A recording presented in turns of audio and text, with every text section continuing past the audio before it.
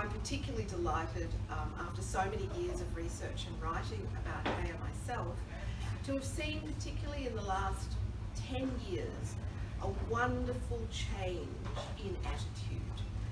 I find it fascinating, actually, because Heyer in her own lifetime, from beginning as a published author in 1921 and writing consistently right through until 1972, when her last book, Lady of Quality, was published, this extraordinary, almost like a kind of roller coaster of responses to Heyer.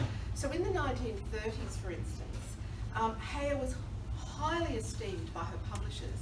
Heinemann actually republished These Old Shades in the limited leather-bound, gilt-embossed edition, which was one of a series of 12 by writers like Joseph Conrad, Francis Brett Young,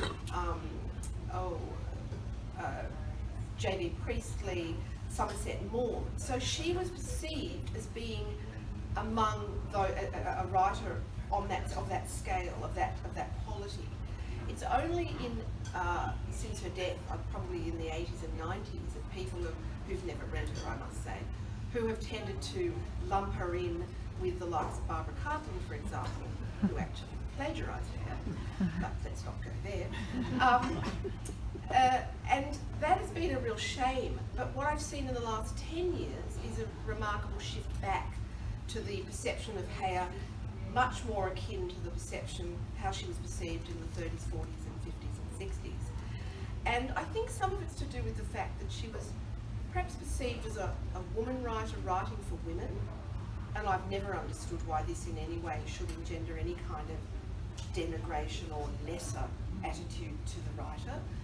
Women make up the majority of readers, and they are the majority of book buyers.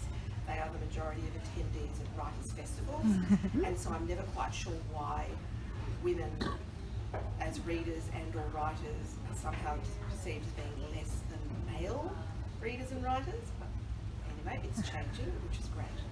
So let's keep pushing for that change. So I'm really delighted that the last 10 years have seen this really extraordinary change and this great validation of Heyer and of her extraordinary achievements as a writer, because her literary legacy is enduring, and I think she will go on selling for many generations to come, and I have no doubt that she will probably outlast us all. Given that she once said, and I'll just quote this because I do think it's really wonderful, in one of her letters, "Most of my works would die with me, I fear, but one or two might continue selling for a while."